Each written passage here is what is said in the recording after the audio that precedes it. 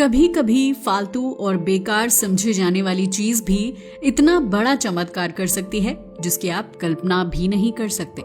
हमारी आज की कहानी भी कुछ ऐसी ही है, जिस कारनामे के लिए वैज्ञानिकों पर प्रदूषण फैलाने का केस तक हो गया था, मगर फिर इस कारनामे ने कई एकड़ का जंगल उगा दिया। मगर कैसे? यकीन मानिए, ये कहानी जानकर आप हैरान रह जाएंगे, क्योंकि ये कहानी है हजारों टन मौसम्बी के छिलकों की, जिन्हें एक बंजर जमीन पर फेंका गया था। सवाल यह है कि आखिर क्यों सरकार को इसके लिए बहुत आलोचनाएं झेलनी पड़ी थी। तो चलिए डिटेल्स में जानते हैं। इस कहानी की शुरुआत 1990 में हुई थी, जब नॉर्थ वेस्टर्न कोस्टा रिका के एक नेशनल पार्क के साथ वैज्ञानिकों ने कुछ एक्सपेरिमेंट किए थे। अगर north western Costa Rica national park की बात की जाए तो ये पार्क अपनी अमेजिंग बायोडाइवर्सिटी के लिए जाना जाता है। यहाँ पर डिफरेंट टाइप के एनिमल, फ्लोरा एंड फाउना है, मगर फिर भी इसे देखकर लगता था कि कुछ तो मिसिंग है। दरअसल इतनी खूबसूरती के बावजूद इसी पार्क का एक हिस्सा ऐसा था जो बिल्कुल भी खूबसूरत नहीं था। पता है क्यों? क्योंकि यहाँ पर कुछ भी नहीं था। ये पूरी तरह से बंजर था। अगर इस हिस्से की बात की जाए तो ये एक 3 हेक्टेयर का जमीन का टुकड़ा था। इसका यूज कई साल से पशु चराने के लिए किया जाता था। ये तो आप भी जानते हैं कि पशु जिस जगह पर लगातार चराई करते रहते हैं वो जल्द ही बंजर हो जाती है। ऐसा ही हाल कुछ इस लैंड का भी हुआ था। यहाँ पर ज्यादा चराई यानी कि ओवर ग्रेजिंग हो गई थी। ओवर ग्रेजिंग की वजह से यहाँ की घास पूरी तरह खत्म हो गई। जमीन सूखकर पत्थर जैसी सख्त हो चुकी थी, क्योंकि नमी सूख गई थी और मिट्टी के सारे पोषक तत्व पूरी तरह से लुप्त हो चुके थे, जिसकी वजह से पहले घास खत्म हुई और फिर धीरे धीरे पेड़ पौधे भी लुप्त होने लगे। अब वहां केवल बंजर जमीन बची हुई थी जो बिल्कुल सूखी हुई थी। ये जमीन इतनी ज्यादा खराब हो चुकी थी कि यहाँ पर कुछ भी उगना नामुमकिन था। लेकिन इस सुंदर जंगल के बीच ये जगह बहुत ही ज्यादा बदसूरत लगती थी। हालांकि इस पर भी पुनर्वनीकरण किया जा सकता था, लेकिन रिफॉरेस्टेशन यानी फिर से जंगल उगाना बहुत ही ज्यादा महंगा और मुश्किल काम था। इसे करने के लिए लाखों डॉलर और कई साल का वक्त लगने वाला था। एक टाइम तो ऐसा हो गया था कि सभी ने इस जमीन से उम्मीद ही छोड़ दी थी, लेकिन फिर एक आइडिया आया जिसने सब कुछ बदल कर रख दिया। दरअसल इस कहानी में 2 मशहूर इकोलॉजिस्ट की एंट्री हुई, जिनका नाम था डेनियल जैन और विनी हॉलवैक्स। अगर डेनियल और विनी की बात की जाए तो ये दोनों मैरिड कपल थे। ये north western Costa Rica conservation के लिए कई साल से काम कर रहे थे। ये बस बंजर जमीन को सालों से देख रहे थे। उनका केवल और केवल एक ही ऑब्जेक्टिव था, इस बंजर जमीन को फिर से हरा भरा करना। मगर वो जानते थे कि उनके पास इतने पैसे नहीं हैं जिससे वो अकेले ये सब कर सकें। साथ ही उन्हें कहीं ना कहीं इस बात का भी अंदाजा था कि महंगे तरीके काम नहीं आएंगे। इसलिए उन्हें कोई सस्ता और पावरफुल सॉल्यूशन चाहिए था, ताकि नेचर खुद ही अपने आप को हेल्प कर ले। और तभी उनकी नजर गई एक मौसम्बी जूस कंपनी की तरफ, जो इस पार्क से थोड़ी ही दूरी पर थी। अगर इस जूस कंपनी की बात की जाए तो इसका नाम डेल ओरो था। यहाँ पर मौसम्बी का जूस बनता था, और आपको तो पता ही है, जूस बनाने का चाहे छोटा सा स्टॉल हो या फिर बड़ी कंपनी, जहाँ जूस बनेगा वहाँ ढेर सारा कचरा तो निकलेगा ही निकलेगा। इसी तरह यहाँ पर भी होता था। ये कंपनी हर दिन हजारों मौसम्बियों को प्रोसेस करती थी, जिसकी वजह से ढेर सारे छिलके और पल्प बच जाते थे। कंपनी के लिए इन्हें ठिकाने लगाना एक बहुत बड़ा सिरदर्द था, लेकिन उन्हें यह करना पड़ता था, क्योंकि अगर कचरे को ऐसे ही डालते तो उनकी कंपनी में कोई आना तक पसंद नहीं करता, इतनी ज्यादा बदबू हो जाती। लेकिन यही इस मैरिड कपल के लिए उम्मीद की एक किरण थी। जैन और हॉलवैक्स के दिमाग में एक रिवॉल्यूशनरी आइडिया आया। बस करना क्या था? उन्होंने सोचा कि अगर हम इस मौसम्बी के कचरे को बंजर जमीन पर डाल दें तो क्या होगा। अगर हम इसका यूज करें तो शायद जमीन ठीक हो सकती है। बस फिर क्या था, उन्होंने डेल ओरो कंपनी के साथ में एक डील की। इसमें डील ये थी कि कंपनी अपना सारा मौसम्बी का कचरा पार्क के उस हिस्से में मुफ्त में डंप कर सकती है। कंपनी को इस बात से कोई आपत्ति नहीं थी, क्योंकि ये एक विन विन सिचुएशन थी। दरअसल कंपनी को लैंडफिल का पैसा नहीं देना पड़ेगा, और दूसरी तरफ पार्क की जमीन को पुनर्जीवित करने के लिए मुफ्त का ऑर्गेनिक मैटर भी मिल जाएगा। ये सिंपल तो था, मगर बहुत ही बोल्ड आइडिया था। अभी तक इस तरह का कारनामा कहीं और नहीं किया गया था, और इसके कामयाब होने के चांसेस के बारे में भी कुछ नहीं कहा जा सकता था।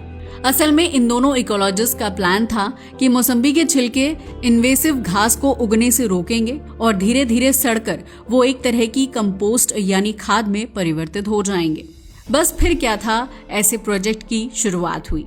1996 से 1997 में यह अनोखा एक्सपेरिमेंट शुरू किया गया। हर रोज मौसम्बी के कचरे से भरे ट्रक पार्क आने लगे। एक साल के अंदर 3 हेक्टेयर की जमीन पर 12,000 मैट्रिक टन मौसम्बी का वेस्ट डाला जा चुका था।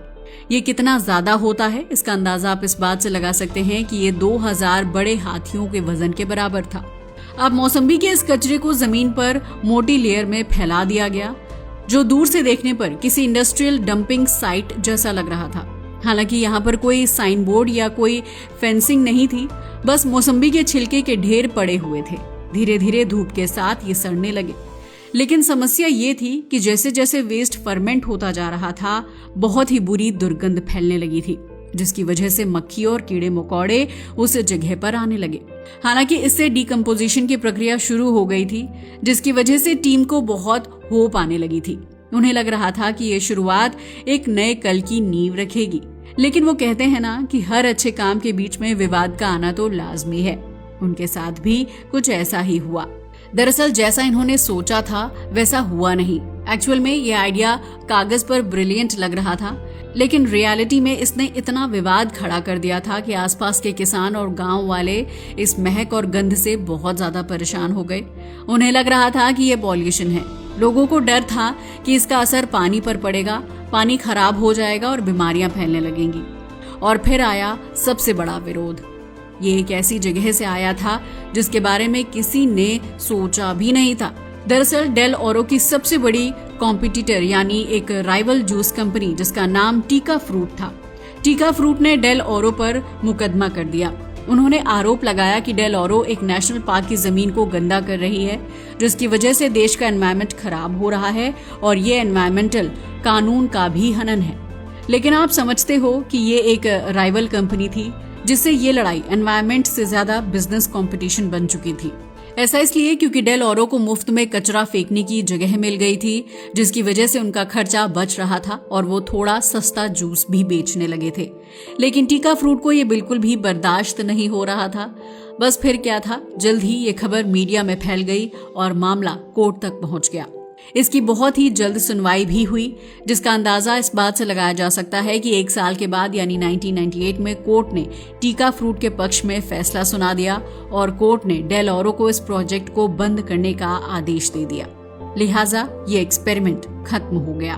अब यहाँ पर कचरे के ट्रक आना बंद हो गए और साइट को वैसे ही छोड़ दिया गया। दुनिया के लिए ये एक फेल्ड एक्सपेरिमेंट बन चुका था। इनफैक्ट लोगों को तो ये एक शर्मिंदगी लग रही थी। जल्द ही लोग इस पूरी कहानी को भूल गए, लेकिन 2 लोग थे जो इसे नहीं भूल पाए थे। उन्हें अभी भी उम्मीद थी। 16 साल के बाद इस मौसम्बी के ढेर पर क्या हुआ ये जानने की किसी ने कोशिश नहीं की। वो जगह अब पब्लिक और साइंटिफिक अटेंशन से दूर हो चुकी थी।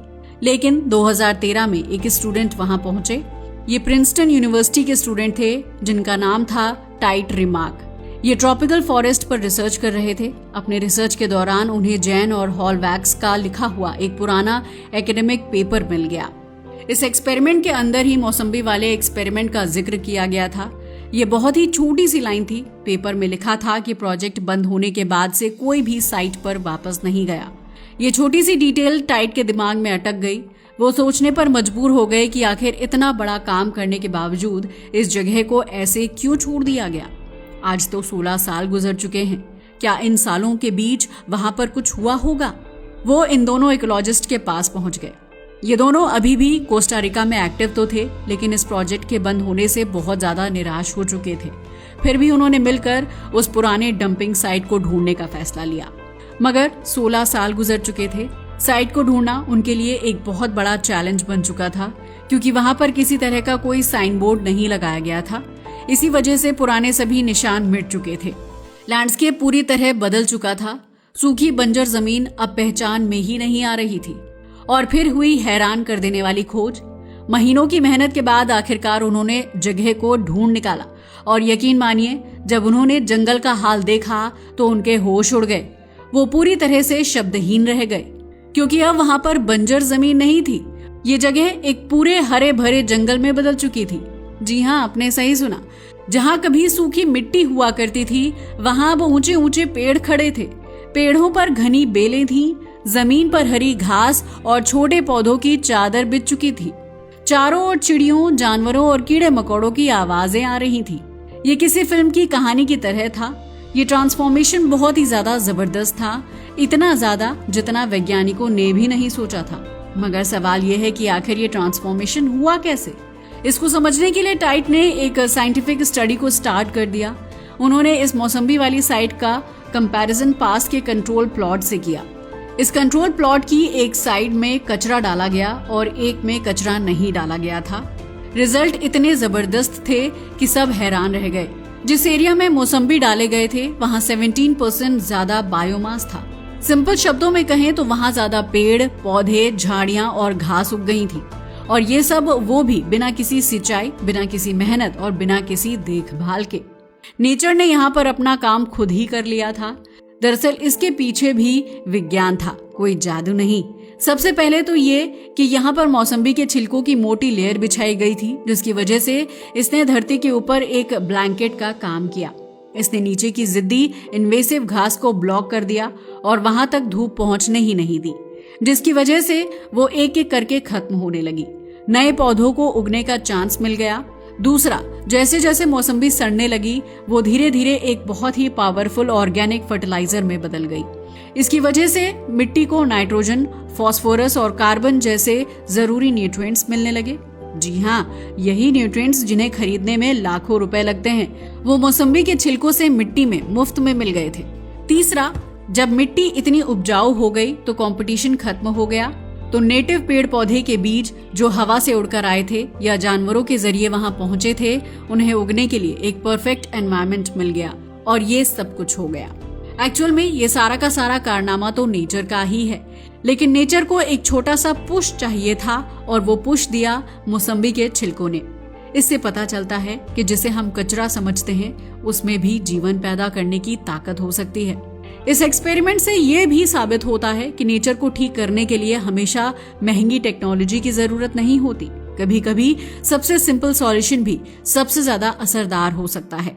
कोस्टा रिका की इस घटना ने पूरी दुनिया को नेचर को समझने का एक नया नजरिया दिया। लेकिन अब सवाल ये उठता है कि अगर मौसम्बी का कचरा एक पूरा जंगल उगा सकता है, तो हम और क्या क्या बर्बाद कर रहे हैं जिसके अंदर ऐसी कोई चमत्कारी ताकत छिपी हुई है? अपनी राय हमें कमेंट करके बताना ना भूलिएगा। आज के लिए बस इतना ही। वीडियो अच्छा लगा हो तो इसे लाइक और शेयर करें और हमारे चैनल को भी सब्सक्राइब करें। जय हिंद दोस्तों।